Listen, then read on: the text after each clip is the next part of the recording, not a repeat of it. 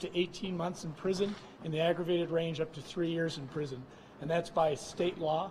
By state law, it is not a mandatory sentencing type charge, so that actually the judge has a choice of anywhere from probation on up to that 3 years if the judge finds aggravation in this particular case. We have postponed sentencing until after any hearings or trials are done on any other related matters. Certainly that would include the Patrick Frazee charges at this time. He is presumed innocent unless until proven guilty beyond a reasonable doubt.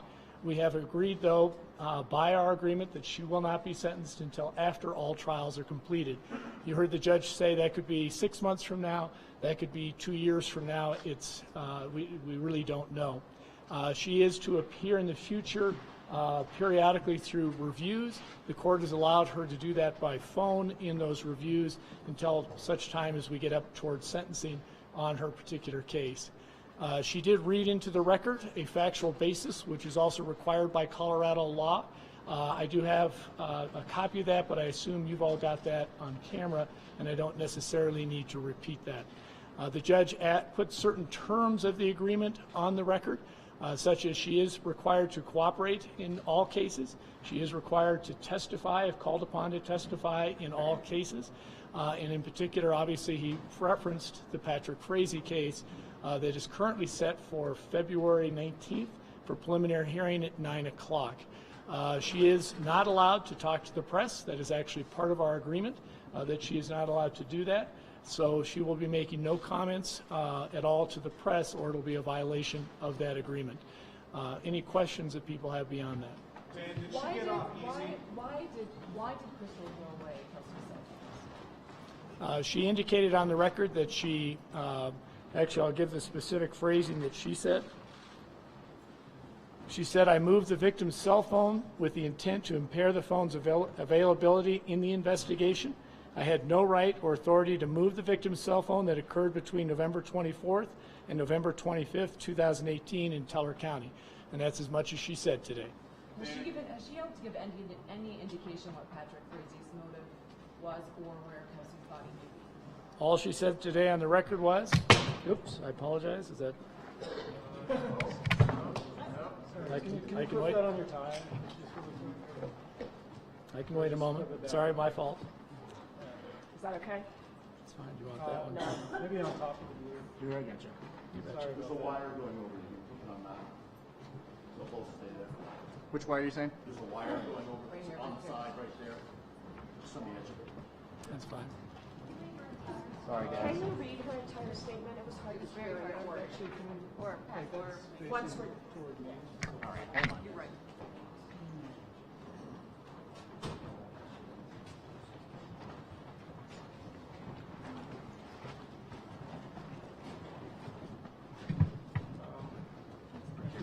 My mic is not. Which You need me to one? hold This guy? something? You want me to put something in my pocket or hold something?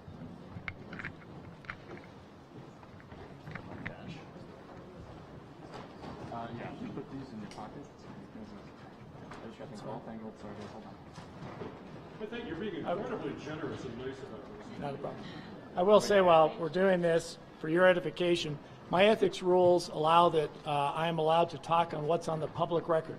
I'm not allowed to talk about what is not on the public record, which may aid you in the questions you may be asking me. What happened today in the courtroom is on the public record, so I can talk about specifically what was said there. If you're asking me questions beyond that, that is not in the public record, it is not something I'll be able to respond to, and you'll hear me say that. What she stated today, she read a statement. You probably saw her holding it in there. She said, "I learned that Patrick Frazee had committed a homicide on approximately November 22nd, 2018 in Teller County. I knew that law enforcement would be investigating that crime. I moved the victim's cell phone with the intent to impair the phone's availability in the investigation. I had no right or authority to move the victim's cell phone. That occurred between November 24th and November 25th, 2018 in Teller County." That's the statement she gave on the record today. And in general, how important is Krystal to your case against Patrick?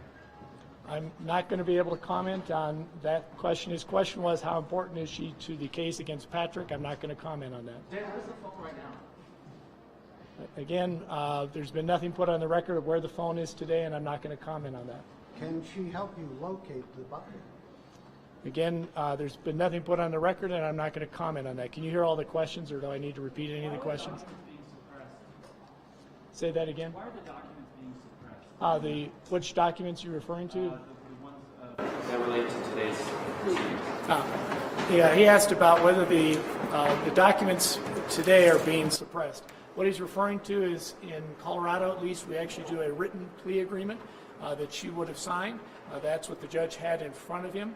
That's something that the judge then reviews with her, and she did state on the record she's read it, understood it, and signed those documents.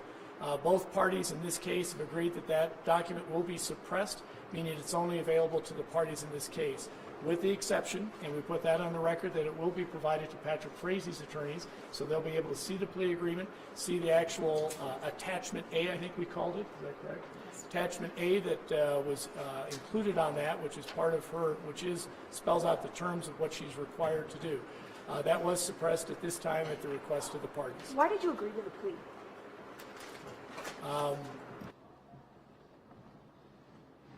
She's asking, why did we agree to a plea?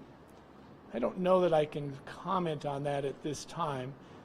Maybe a question you can re-ask on February 19th after that proceeding's over, because certainly at that point you'll be provided more information.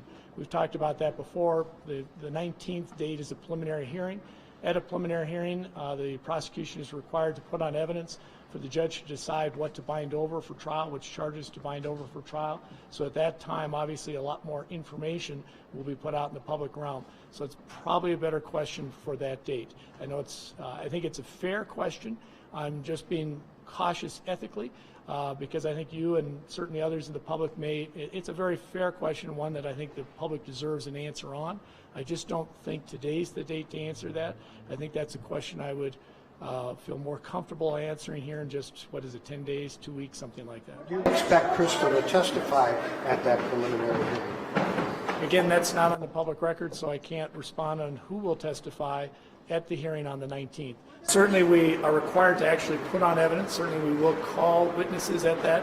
I will say it is not a trial. It is a mini hearing.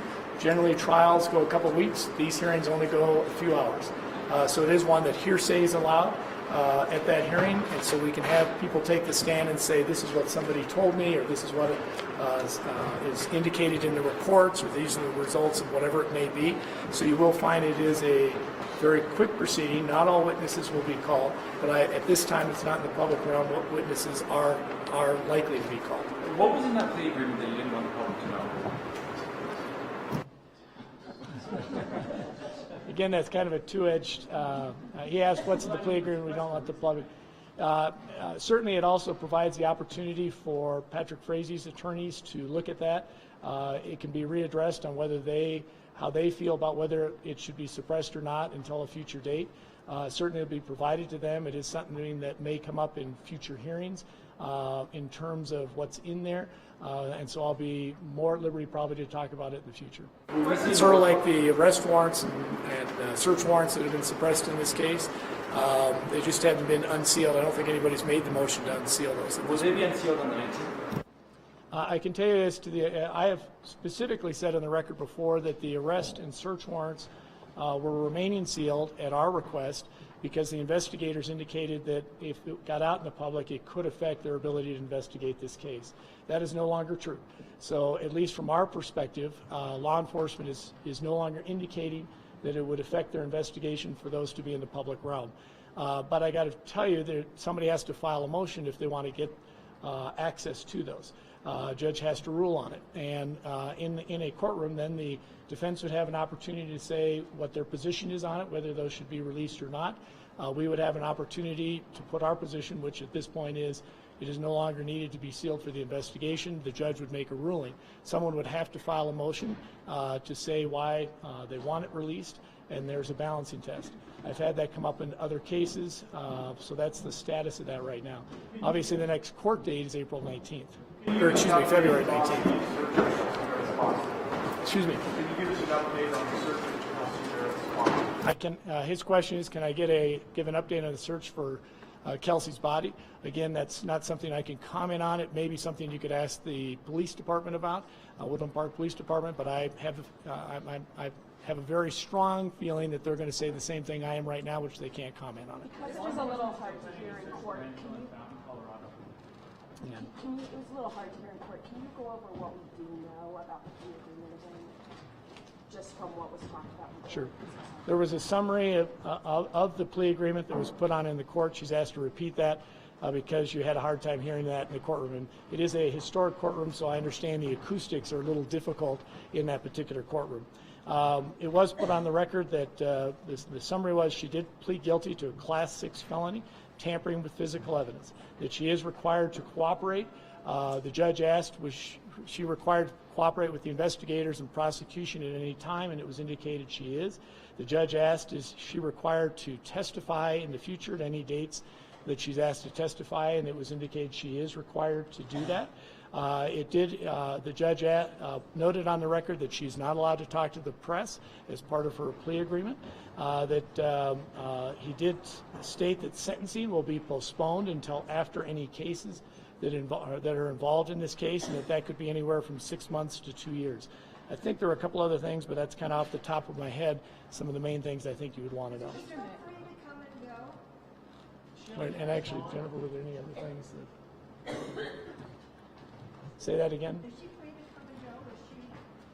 The judge did state on the record that she is not being taken into custody, that she is free to come and go at this time. She has a requirement, obviously, to keep touch with the court. We do have review dates when she has to have contact with the court, and she is required at some point to report for sentencing. The judge indicated in our system, actually, when you get to the sentencing stage, that you actually meet with probation. They do what's called a pre-sentence report for the judge to have. So that, again, has been postponed. So at some future date, she'll be required to report to probation to do a pre-sentence report before the judge decides what the sentence would be. She would be required to show up at her own sentencing. She would be required to show up at any other court hearings that she's requested to be to. So that's what's required of her at this time. Otherwise, there are no other obligations that she has in terms of where she has to be. Will she go back to Idaho? Will she receive any protection? She was, what was given to her, I think it was stated yesterday. Yeah, it was stated that yesterday she received a felony summons. Felony summons is a law that was passed a few years ago, about 3 years ago, 4 years ago in Colorado, that on Class 5 and Class 6 felonies, you can do a summons rather than an arrest. And she was given a summons, meaning that she was not arrested yesterday, and then the court was given a copy of that also. The court did inquire whether she had had fingerprints and a photograph taken. The defense attorney on the record, as I recall, said that had already been accomplished. I know that actually the media has been asking about that particular photo. That is available through the Colorado Springs Police Department. Yes, through the Colorado Springs Police Department. So they're the ones who did that, the photographing and fingerprinting. So if you want to contact them, I'm told they may be putting it out. It's out now. Oh, it is out on. It's out. It's on their Twitter account.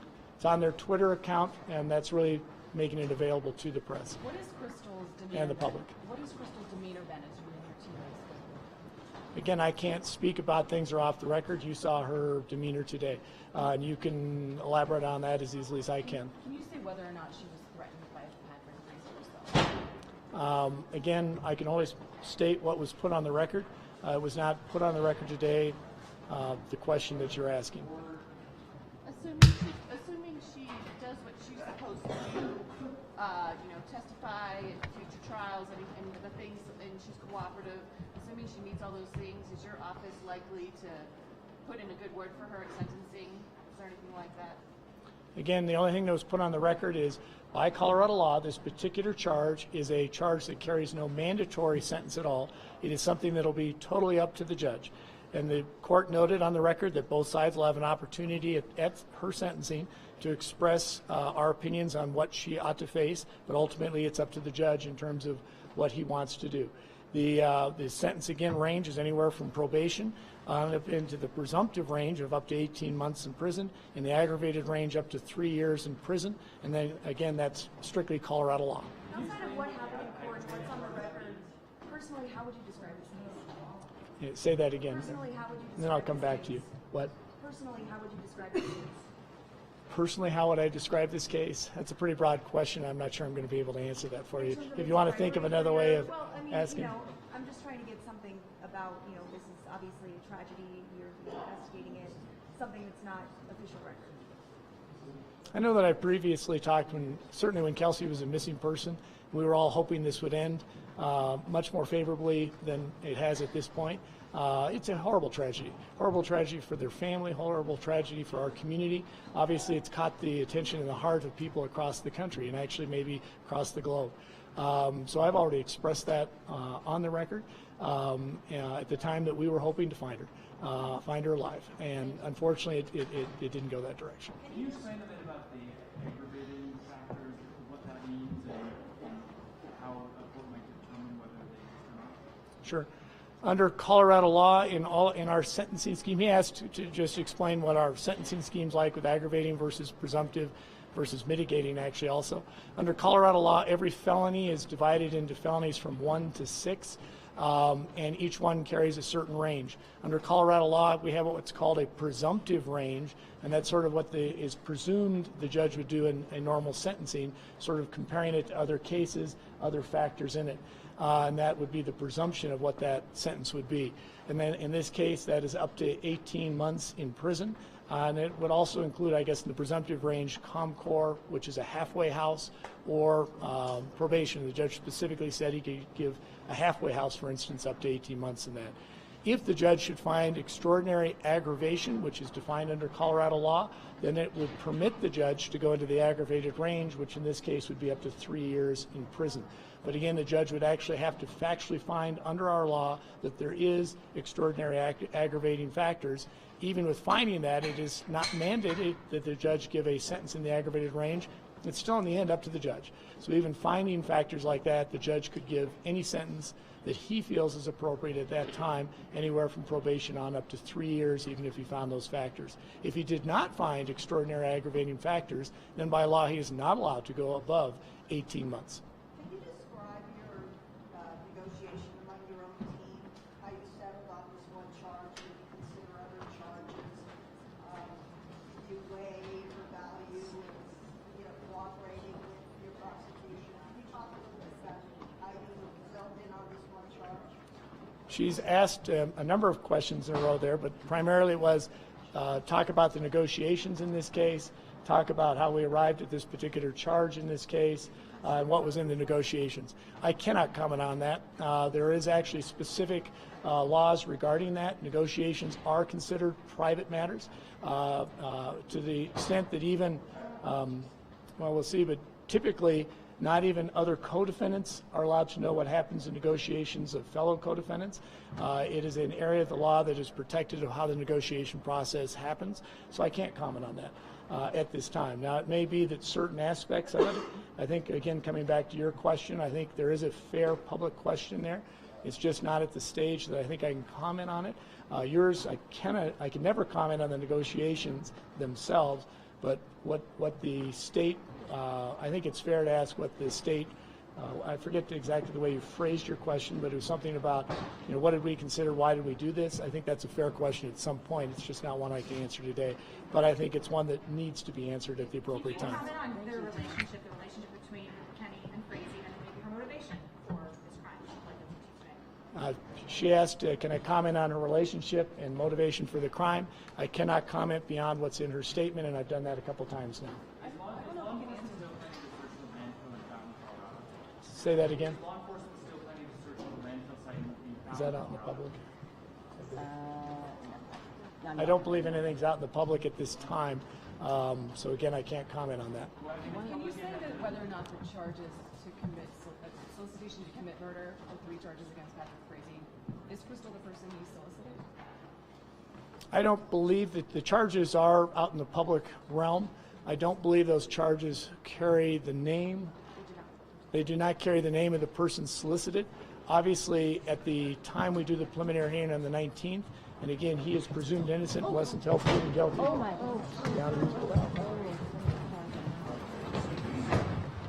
That's going to do it.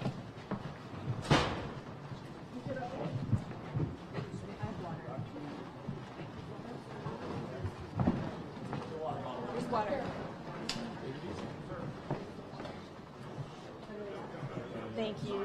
I think that'll be the end unless there's something real pressing. I think we're kind of getting repeats. Okay. Yeah. Yep.